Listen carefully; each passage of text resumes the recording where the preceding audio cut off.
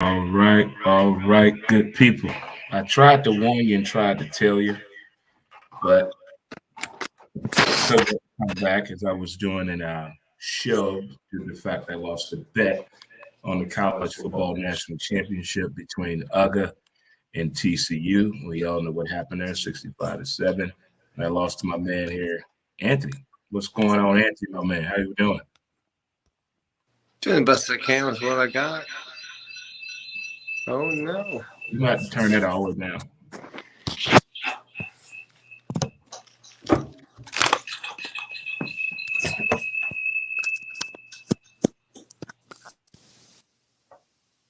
You good now?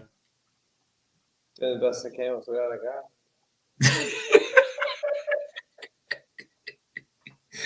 It may come back in double reverb play here. Let's see if we can fix that a little bit. Let's see what I can do on my end. See if we can fix the hidden intangibles. And that's if we can fix the hidden intangibles. And that's if we can fix The hidden intangibles. But I try some new verbiage right there. Yeah.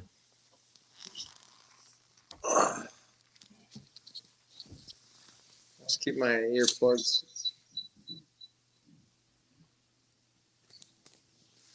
That sounds much better.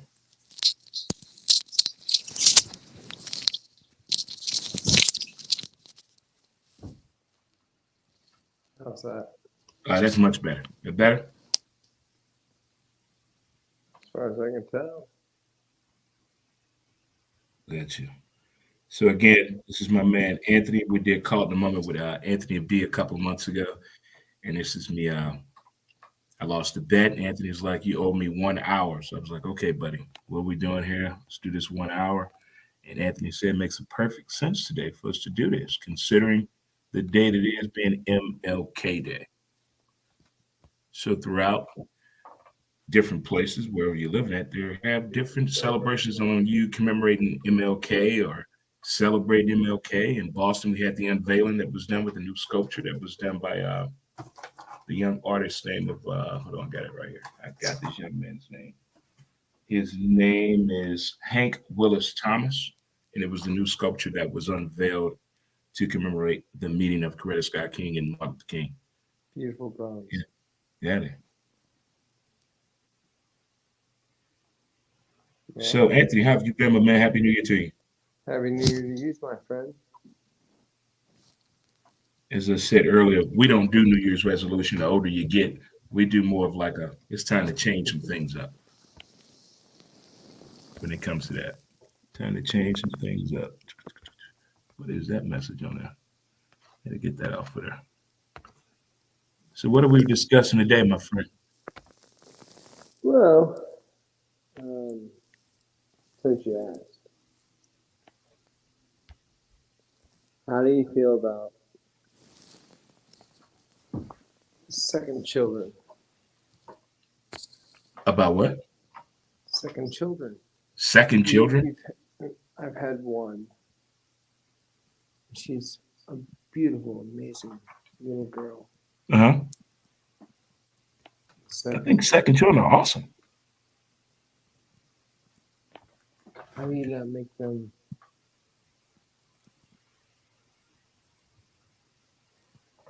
You're a little overwhelmed.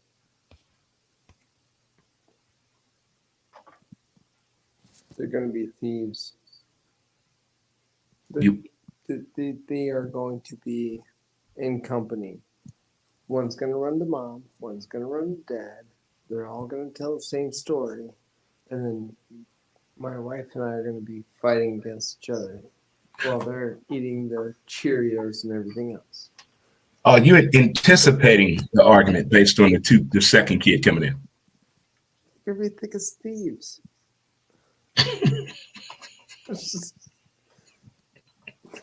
My personality, my wife's personality. There's, Mama, Dad said we could do this. Dada. Mom said we can do this. Okay, if your mom said it's okay. You're all right.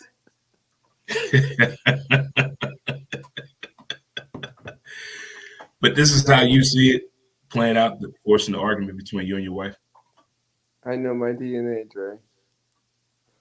This is where it's going.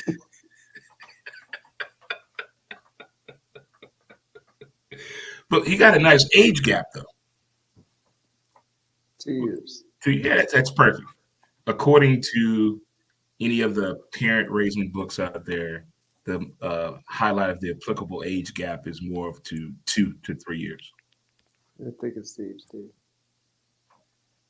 I mean, I have a 9 year gap for my sister.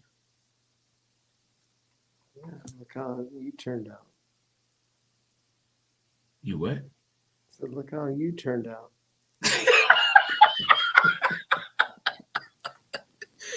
I don't know if that's a shot, a compliment, or what you trying to say, AC. You turned out half good. Okay. You're 9 years apart. They're 2. Oh man, yeah, I was when my Cheers to little that, sister was buddy. going through high school. I was in the military. Cheers to that. See, you turned out half good. Half good or half full. It depends on what you think about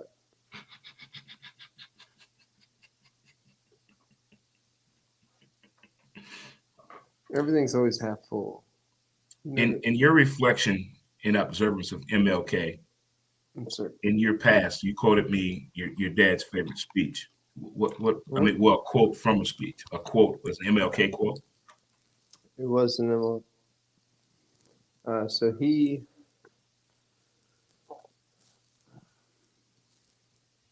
want to get it correct. He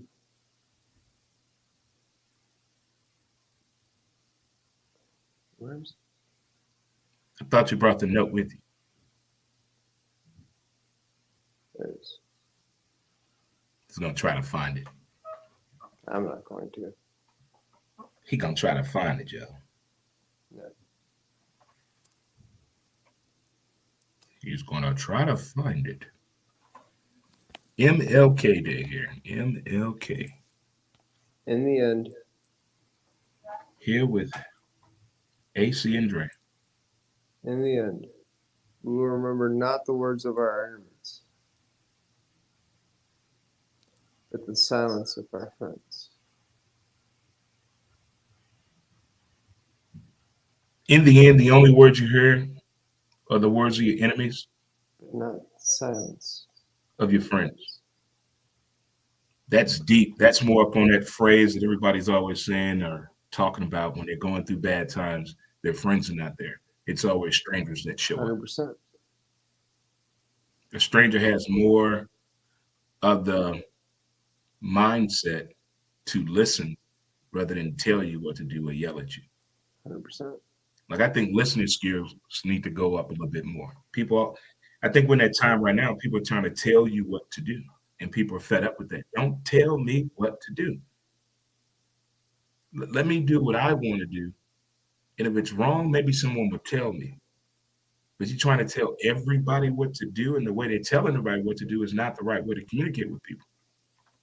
It's coming off as violent, and we should be at non-violent times. He was a huge proponent of nonviolence. He was the patriarch for if you had to put a man in a room with Gandhi and say that you are going to punch Gandhi in the face, he would be the one who would punch the person in the face and say that I have to punch Gandhi. Because he knew no violence. He knew there wasn't a bone in that man's body that knew violence other than to take himself out of the picture, step aside, and tell everyone this is how we need to interact with each other. just as Jesus did. As a pastor, he was.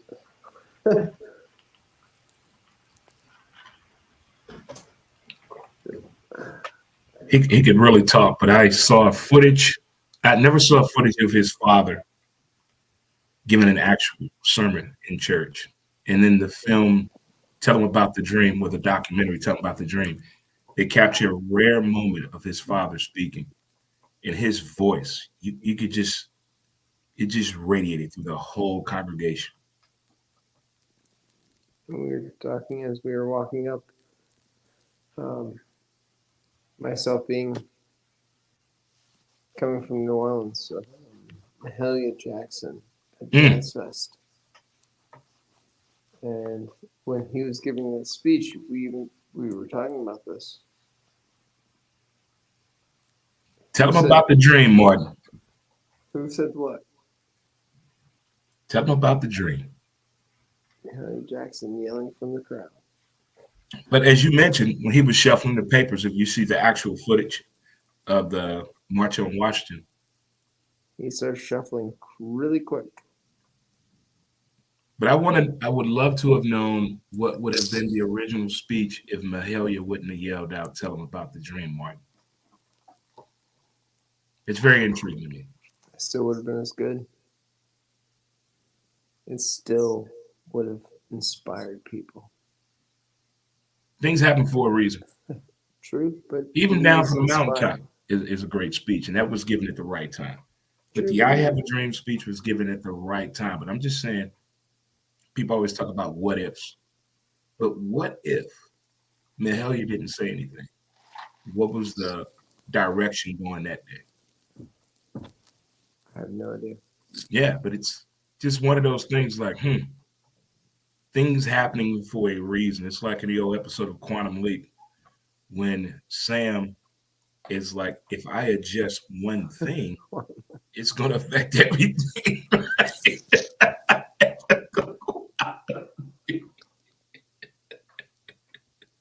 mean, that's probably the only thing that we can relate to. It gives you the ability to go back and forward when it comes to time. It's Quantum Leap.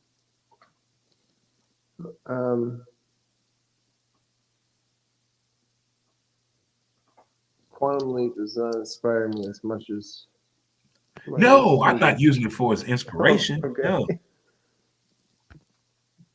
Because Martin Luther King. I just use it as an example. Inspires myself and a lot of other people. Is there a figure that inspires you?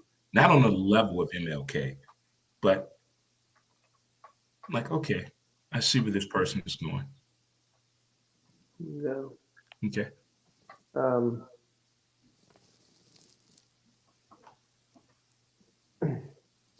was thinking about this when I was driving over here.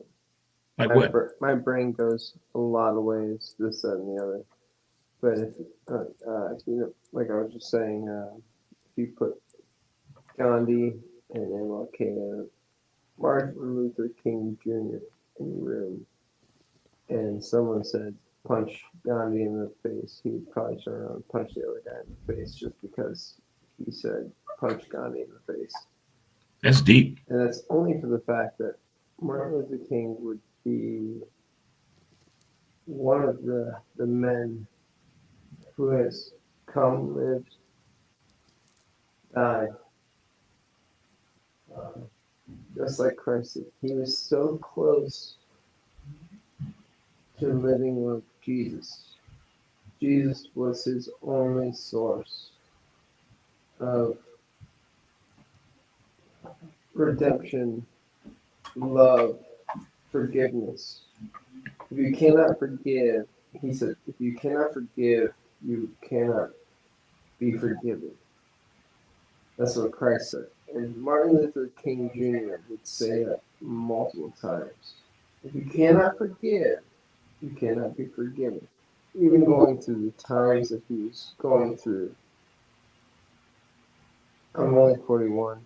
I'm a Caucasian white male I cannot understand what it was for the freedom riders or any of those people who were trying to desegregate the South. The South was just tumultuous. In my words, bullshit kind of fucking. Please take that and other way. That's deep right there, hearing your opinion. And here we are, 2023. I kind of think sometimes the nonviolent message gets lost in everything that is happening there. I mean, we have more things involved with communication than ever before. There's several ways you can talk to people. There's misguided information. So to get the pure message out there, I think it's even more harder today to get that out there, to keep the message going of nonviolence, love thy neighbor, forgiveness, loving one another. If any Christian says they don't like their neighbor, they're not a Christian. But how do we miss what happened? I think something happened in communication with the people. Anybody claims himself to be a Christian and does not love thy neighbor, they shall not see heaven.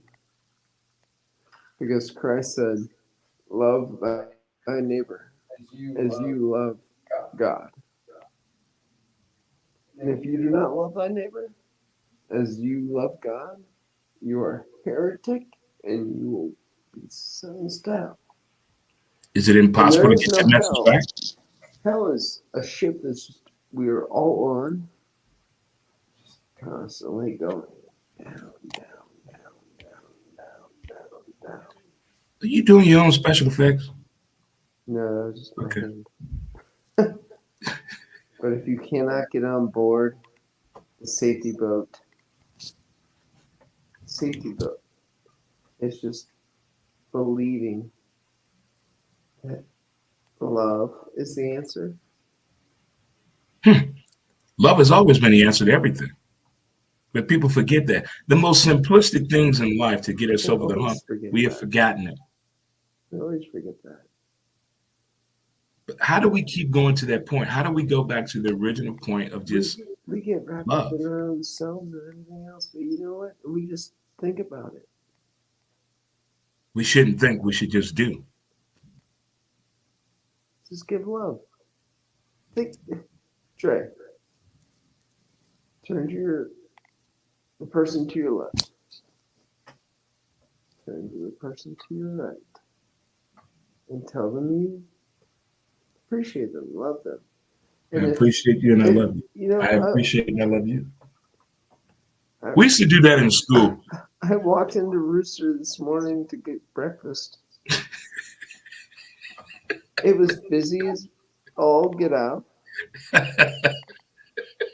This mother had 3 kids.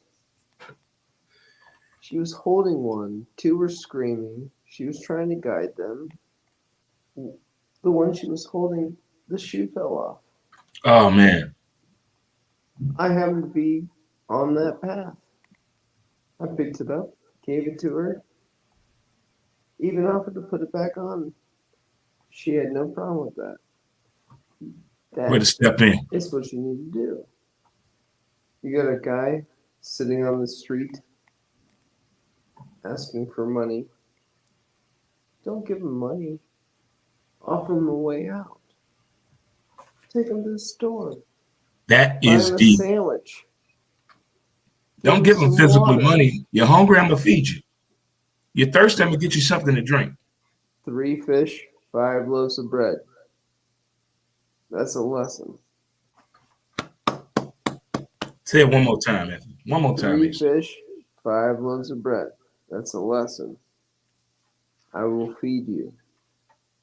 I will clothe the needy. I will take you to shelter. I will give you peace when you need it. Right? Peace when you need it. It needs a hug. Hugs are important. I talk about hugs every day. Every day. Them A hugs are smile, just a smile is. smile goes a long way. A long way, man. The seven pillars I live by. Let it go, ignore them, give it time, don't compete, stay calm. It's on you and laugh.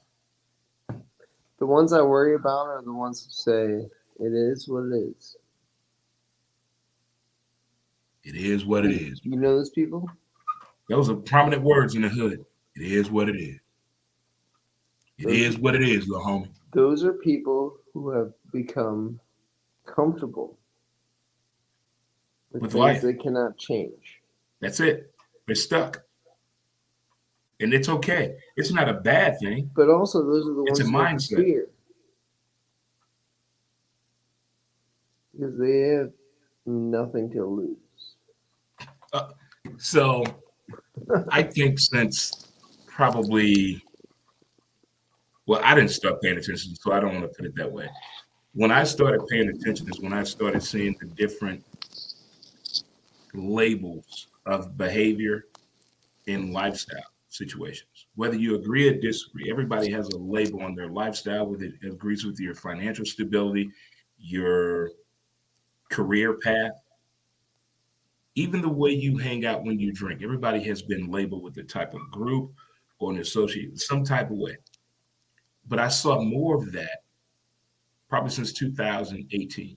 There are more groups now that I haven't paid attention to before on labeling people when it comes to this group is quote unquote woke. This quote over here, group over here, they're stuck. This one here is in neutral. These are the people that can see if they're ahead of the curve. But I never paid attention to those entitlements of labels before until 2018. Not saying I believe in them. I'm just like, okay, gotcha. Are you looking for? You what? You looking for me to direct something? No, I was when you said about the people that are it is what it is. Yeah, that's what it is. I've heard more groups that with that connotation or not, or whatever you want to put it on there. There are a lot of groups out there that now have labels where you're this type, you believe this, so you with this group. When you say that phrase, you with this group. I've heard more of that since 2018 is what I'm saying. I'm just saying people who would use the connotation. It is what it is. Otherwise, you have to prove the most. What you think about the ones that say, It is what it is. I give two fucks? What is that when you hear that phrase?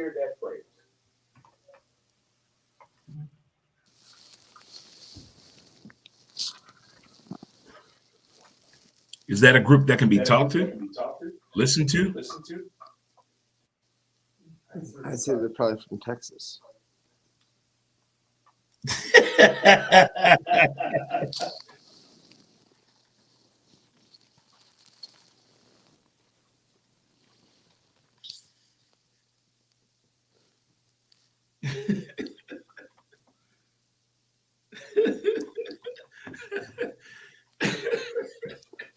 Why does Texas always get something that either makes you want to laugh, you should laugh, or you shouldn't laugh? Why is Texas that way?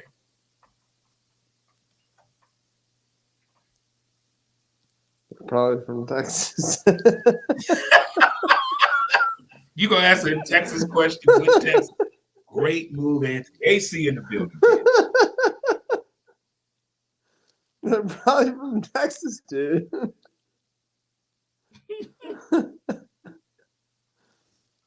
If you want to get religious on it.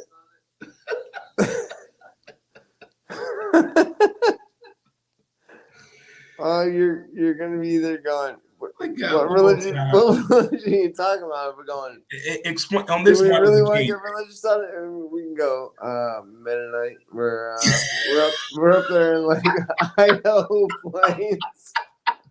Apostolic. Oh, we're going real close to Galveston, Texas. Maybe even close to like Southern Virginia. It's West Virginia and Virginia. No. Leave West Virginia alone. They fought for their rights. They need to just be left alone. That's why they're West Virginia. They fought for the North. So leave West Virginia alone, y'all. Virginia? You like Virginia? No, I'm just saying Virginia. You can lick the left one till the right one's jealous. But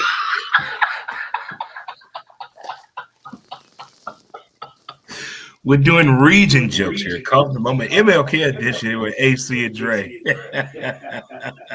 Tennessee. Well, Hey, Tennessee. You got Nashville. You got Nashville. Nash Vegas. Nash Vegas. You're right. They know how to kick it down there. Music Row, baby. Music Row. You know why Arkansas is a really good state, right? Who? Arkansas.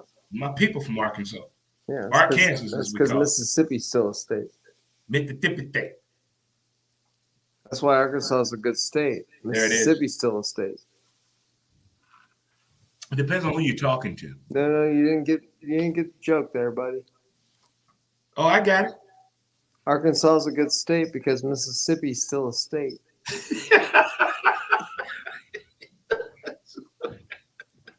Southern Region Comedy. Brought to you by AC for building. Just telling you. Hey, cash at me. It's Dre Montez. You can just give it to his bill.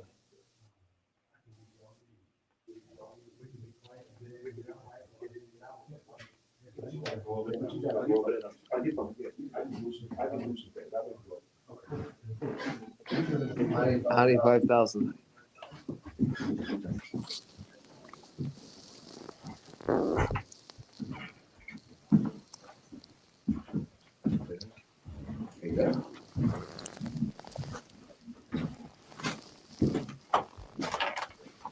All righty, Mahikimi do. As I said here with AC here, caught in the moment. The man here, as we're talking about things in around the MLK and how it's moving forward today. How do we keep it going? It seems like we got lost out here somewhere when it comes to the communication factor. Well, as we said I about apologize. strangers come a little faster with help and advice than your real friends do at that time of need. We're wondering how can we switch that back up? You asked me questions, son. Yeah, how can we get back to the narrative of loving thy neighbor again? Well, I would say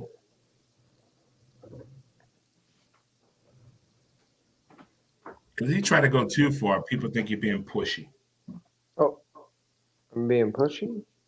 No, I'm saying as you're trying to push off, it's like when people say, hey, be nice today, or listen to somebody. Don't tell me how to do my day. But if let's say they're like subliminal messages throughout the city just to encourage that lifestyle to be pushed forward. Is that going too far? Oh. Say you walk into a room. There's 3 people in there. And you ask them one question each. How do you feel? What are you doing? And what's going on? Each one's going to give you one answer, correct? How do you feel? Good. What are you doing? Standing. Third one looks at everyone else and goes, how do I get out of here? You show them a door. The door that you walked in. The door that you walked in is the exit door, correct?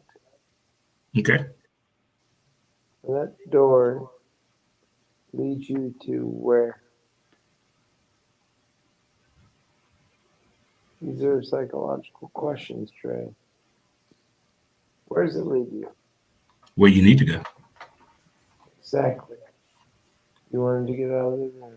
You wanted to leave. But why people don't hit those? They know they have that option. What's stopping them from going to the door? A lot of questions. If you're in a relationship, you're in a situation, and you have that door, and people give you those doors, but they don't leave. They Mm, don't walk away. deep. They don't move. I get it. I was in that situation, Ditto. I was too. but someone gave me a door, and I chose. And it was the hardest thing ever. Hardest thing ever to make that decision, to Yep. take that step. It's a very Regardless if hard step. you're a man, a woman, or LGBTQ, like plus, you need to make that step. And people are giving you options and giving you a window or a doorway. People don't do it. But in the beginning, MLK, he was making a point to a lot of people, and actually, I think he was making a point to a lot of more, uh, unfortunately, of the time that he lived, a lot of white men who are congressmen and leaders of pretty much every state. He was just trying to make, he wasn't even making a plea, he was just giving mhm, a game plan to say, if you look at it this way, the world, this little tiny sliver of a world, the United States, which is a failed republic at that point, because we'd already had a civil war, could just be just a sliver of the mountain, a sliver better, and no one was listening. No one wanted to listen because they just had so much power and money over everyone in the world, and now we're slipping back into that with the 1% having a lot of money, and us. And I don't say the royal we because there's no such fucking thing anymore. Us as the people having just 1%, 1% of the courage we used to have to stand up and say, we're not gonna take it. And I'm not talking about like this bullshit QAnon January 6th motherfuckers, because those are assholes. I'm talking about the people who work day in, day out in the middle of nowhere, washing dishes, cooking meals, turning beds over, trying to make the farm go, and just not caring anymore. We're done. We're over it. We're not these people who stand there with $100 jerseys and have big screen TVs. Yeah, I have a big screen TV. I also have a daughter. I have a house. I'll go with that. I've got a car. I don't ride the bus. I used to ride the bus. I know what it's like. We're done. These American people are done. And I'm trying to watch my language. Oh, you're fine. You're fine. I'm just You're trying fine. to watch. That's what we call it caught in the moment right now. We're caught in the moment right now, where we at right now in this time, trying to make it all make sense, whether it's right or wrong, keeping the message, listening to people, friends, family, strangers, the connection out there, Tell putting me it if out I'm there in wrong. the open. Tell me if I'm wrong. Have your community tell me if I'm wrong. Please, someone type and tell me I'm wrong.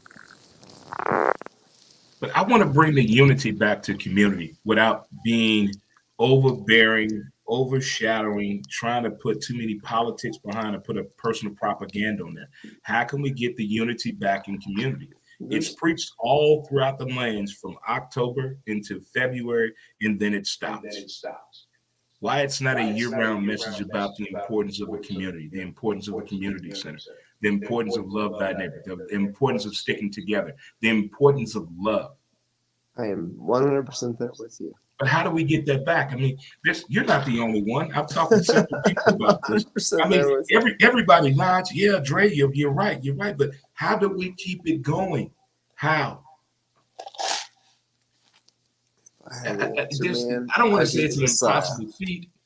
I'm not trying to make people, you kick this one guy in the nuts and you kick this one guy in the ass, you slap her in the face. I'm not trying to say that.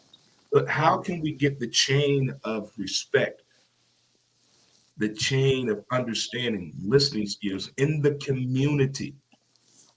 But little small steps. I didn't say all of St. Louis. Let's start at our neighborhood. Let's say over here. Let's start in a Flower Grove 4-block South? radius. Let me get a message going in 4 blocks. Then somebody else take it 4 blocks. Yeah. We take it 4 blocks at a time, just pushing, extenuating the hand. I want to call it the drop cord of communications, or the extension cord for my old heads out there. But we need to Wi-Fi this shit, Okay. Well, I mean, because the message is out there, but nobody's looking up. They're not looking down. They're only looking in the palm of their hand. you said we're not going to do politics, but I will say politics. Alderman, vote for your alderman. I live in Flower Grove South. I voted for Meg Green. I liked her. I liked what she stood for. I went for her. And then she got just a taste of power, just a little bit. And then all of a sudden she's Shit in handbasket. running for president of the alderman. What? Oh, she got it. She's president of the alderman. And yet when I call her office, all I do is talk to all her minions. And I never get in touch with her. Ever. And she's supposed to be my alderman. Here. Never. The alderman supposed to be that connection. Supposed to be like your mailman, your next door neighbor. I should be able She's to tell you president anything. now. She does not do shit for South County. South Tower Grove? No. I don't even know what you're talking about. Same thing with like Cori Bush. We put her in office. I loved her. Everything she ran off. She's gonna go to Washington. She is. 337 votes. She missed. And I'm not gonna. She sat on the White House, the Congress, Senate steps. We're going to take a short break real quick, okay? Be right back with more Caught in the Moment with AC, Anthony, and Dre. Be right back. Mountain Man as smooth as a river flows.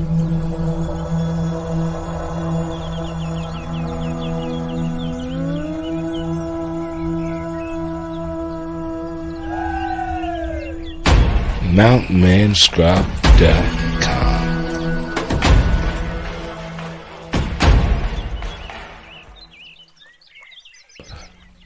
Get your scrub on.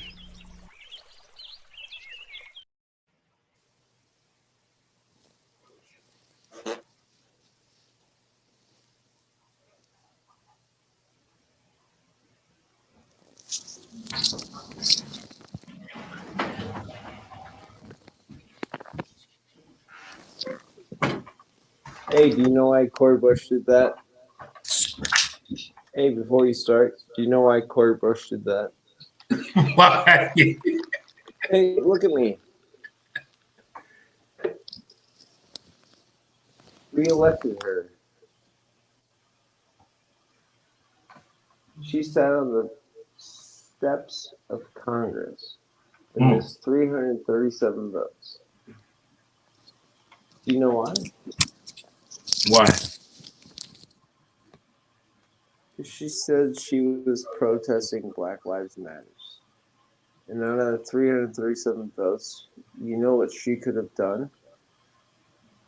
Police reformation.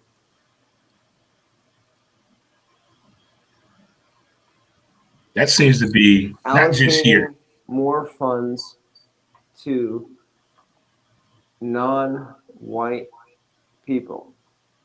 Should have gotten a vote, which she could have taken to reprimand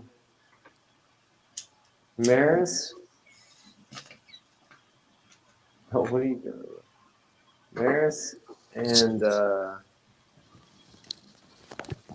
Hathaway to give more loans to non-Caucasian people. But she decided that she was going to sit on the steps and protest, which is good for her, for the BLM. But at the same time, you could have been in Congress voting. Why do you think she chose that action? She chose that action because she wanted to do BLM rather than vote in Congress, and I put her in Congress. I chose to put her there. You think a lot of politicians put their own beliefs ahead once they get the smoke that they're about to win, other than the people? Sometimes. In the initial stage you got into was for who? The people.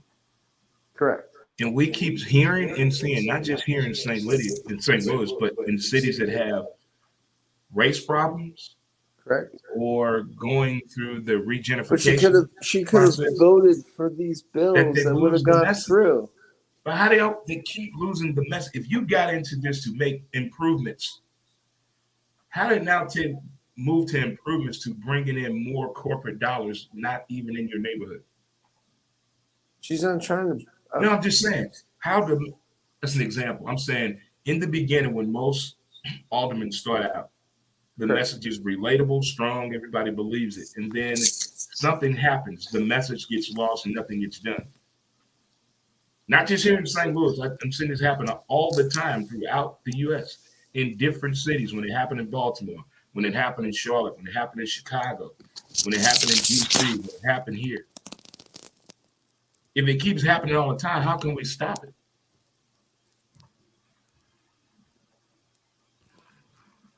They say vote. You vote. They say get the right people in there. We vote for the people we think we wrong in there, and then all shit goes to hell in the headbasket.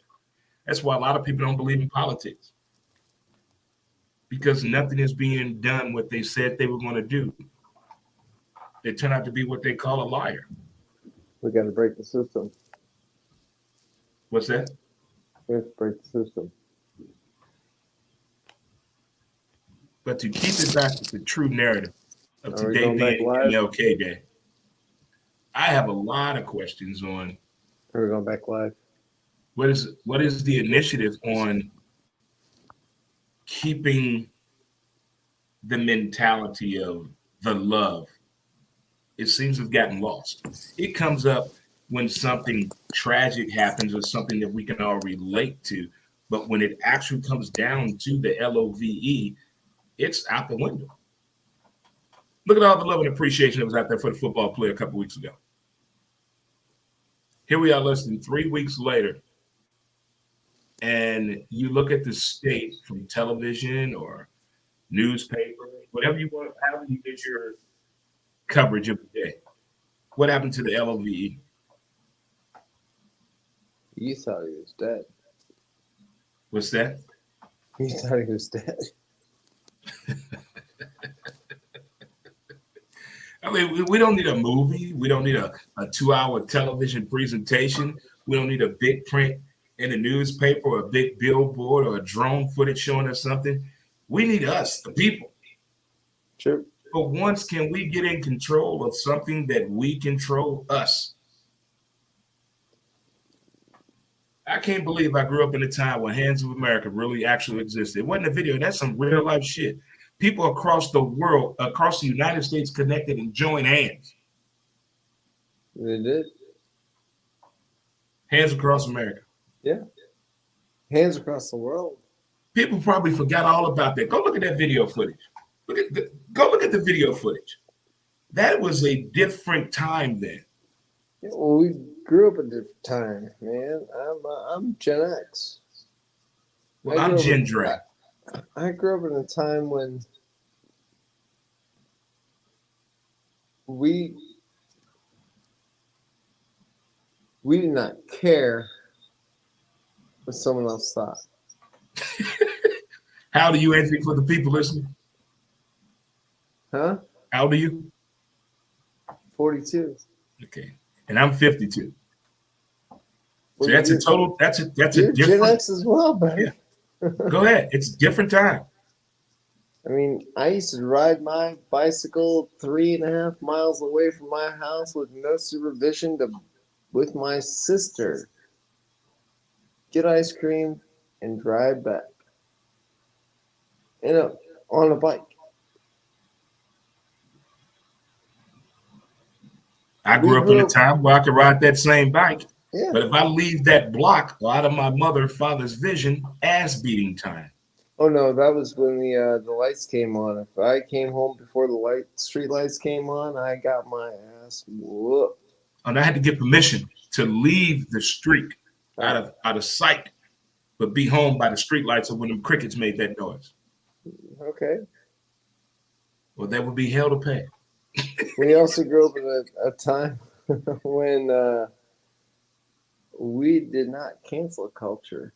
We just called it, I don't give a fuck. I don't give a fuck. I don't think I had a terminology in my age group of when I was born. I don't want to say I just went with it. I mean, I was born in the 70s. Didn't you? 1970. No. 80s. You grew up in the 80s. You said you're 50, right?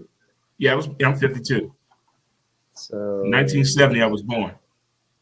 You're getting into the 80s when you're actually like. So 79 is when I really saw life for the very first time that I remember. You were getting everything together in the 80s, though. 1979 is when it all changed for me. What happened? I looked at everything different. I had a little sister that year. Ooh. I really understood sports, my love for it then at that time. I mean, my father told me at the age of 9 years old, you need to find a way to get to practice. I'm tired when I get home from work.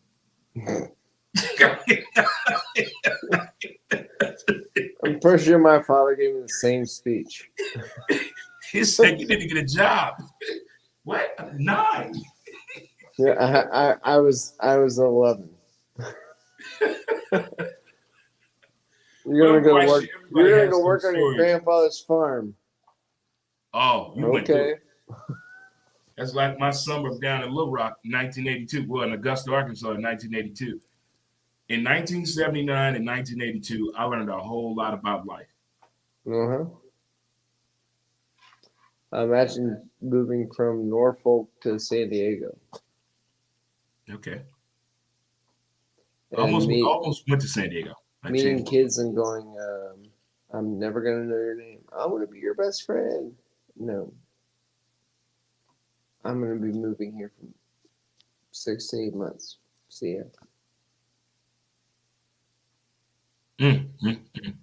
Talking about love and understanding, before we get out of here, Anthony told me a unique story on how you met your wife on proposing her. You want to share that story? Which one? You had to live with who before you even proposed to her? Oh, we're getting there. This is true love to me. This is love. This is love. He's been married 12 years. I don't see too many followers on here, so I don't That's know how fine. many people are watching this. But if you want to know what real true love is, you will follow the person that you love over God's back 40. My grandmother said that to me. I That's don't deep. know if any of you know the saying of God's back 40, but that's pretty much the world. Um, I met Kelsey, our wife, and when I was thinking about proposing to her, I went to her mother and her father, sat down at the dining room table like a good man does, presented her the ring, and said, I want to propose to your daughter. Just like kind of Dre was saying earlier, that the mother was very happy, found a good suitor, but the father, her father, who I now call dad, said no.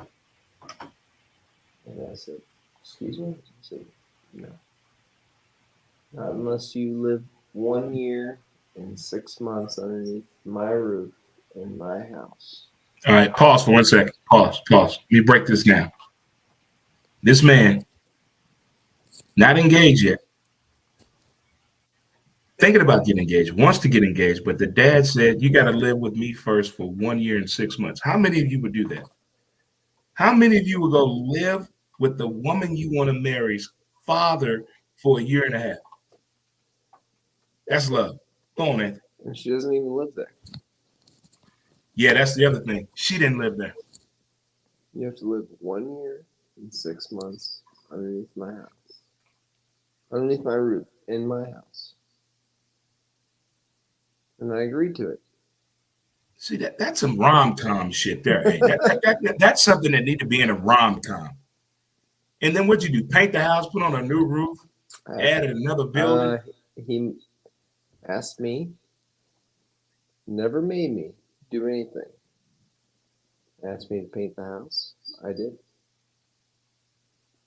Asked me to build a new deck. Which I did. Asked me to help him take a retaining wall down and put up a stone wall for the retaining wall at its back. I did. Asked me to mow the lawn once a week. I did. Asked me to trim the trees, clean the gutters, put in a new fireplace. I did. Damn. I did. Asked me to take out the tiles underneath the basement, the like drop ceiling, and recarpet the steps and refinish the wood floors in the main floor of the house. I did. That's a process of love. And then he gave me the blessings. Now I have a beautiful daughter out there.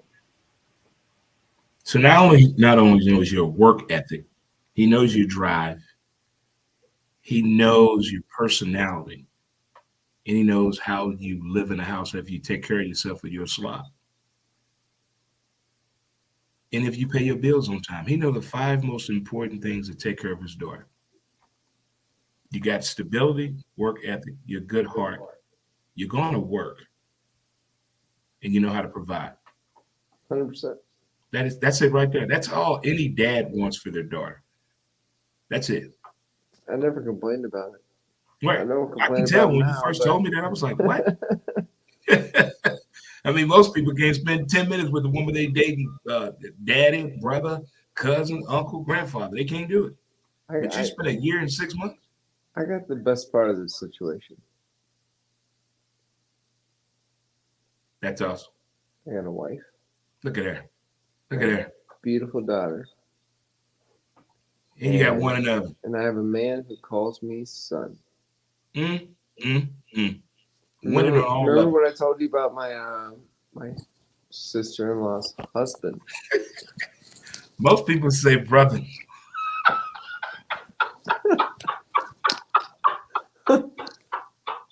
So let me take this a little back. Just rewind. We're We're trying to preach love here on MLK Day. Gonna rewind it here. We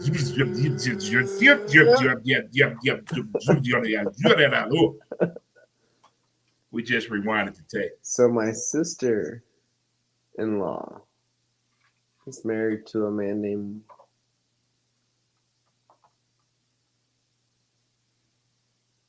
that's your brother-in-law. No, that's my sister's husband. He said it 3 times, and I finally said, "Your wife does not like him."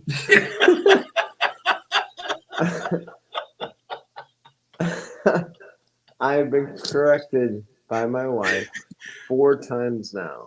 Exactly. I watch enough My rom-coms to brother-in-law. know that. She's like, "Are you talking about Zach?" I'm like, "No, I'm talking about Rye." And she goes, "No, that's your sister-in-law's husband."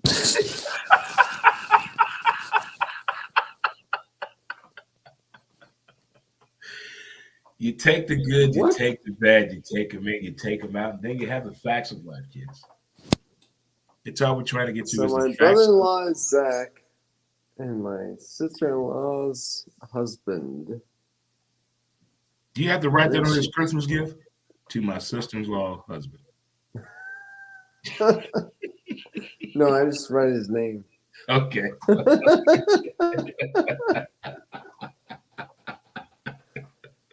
The best part is a year and a half living under a roof. Are you the only I call one my to do that? father-in-law Dad, and then my sister-in-law's husband tried to call him Dad, and he goes, "No, you call me Danny." Message. And gave him the look like, Are you the only one to do that? To marry her siblings? my only one. What? To live there for a year and a half? As far as I know, Wow. my sister-in-law's husband. He didn't do it? Obviously not. He was asked to. Huh? He denied.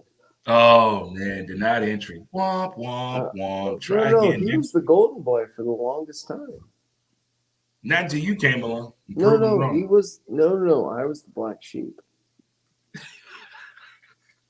What Drake. What does that mean? Drake. I was the black sheep. He's a millionaire. Oh, okay. Well, we already know how I feel about money. Money it's nothing. It's just green stuff. We'll be all right. Takes his youngest daughter. Gives us little feathers here and petri leaves there and olive branches here, and then he tries to get Danny to give him money. He just That's wild. Looks at me later and goes, "Well, got one guy who's got money and one guy who does not. And the one guy who does not have money does not ask for money. The one who does ask for money. I'm gonna like the guy who doesn't ask for money. You know why I don't ask for money? So I can make my own." Ryan. The trials and tribulations, I guess. No, he's just an asshole.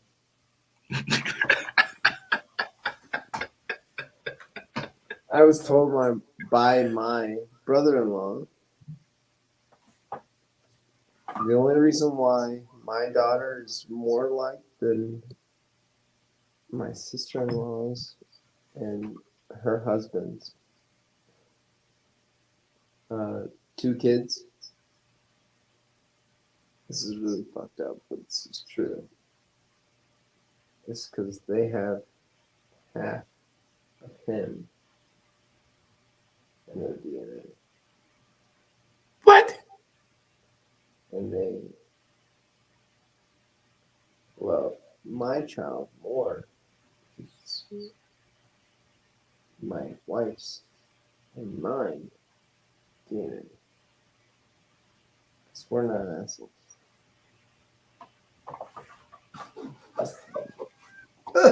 I see you scratching, but it's fucking I had to true. scratch the fro. I had to scratch the fro on top of the hat. Like what's going on? What in the grassy is going on? Her kids have half of his DNA. Wow. Wow. And my kid, well, soon to be 2, have ours. And they love Evelyn. They've gifted her so many things. And Lindsay gets half that. So all I keep trying to preach, man, is love and push love and just unity. Well, all they want is money, though, on that side. Lindsay married for money. I know a whole lot of miserable people that create things for money. He tried to ransom his grandchildren. I thought they only made stuff like that on the movies and then on Lifetime Network, but this is real life shit. He tried to ransom his grandchildren. Mm. He told Danny, if you don't come up with $10,000, you'll never see your grandkids again. And sister-in-law went along with it. Well, all we can do is hope to get better. I was like, what the fuck are you talking? I thought the same thing. This movie, what the fuck are you talking about? What's going on here? Well, Anthony, it's been fun. Over our time. Again. Love you, bye. It's been awesome. My man Anthony did it again here. Caught in the moment with my man Anthony, AC as you want to call him, as we talked about a few things here on this MLK Day. Just trying to keep that love going. Hug somebody, listen to somebody. Let's be better today, tomorrow, and yesteryear. Just be good. Well said, my man. Just be good. Well, kids, until the next time, thank you again for tuning in to this much I don't want to say anticipated, but let it come through. Thanks, Anthony.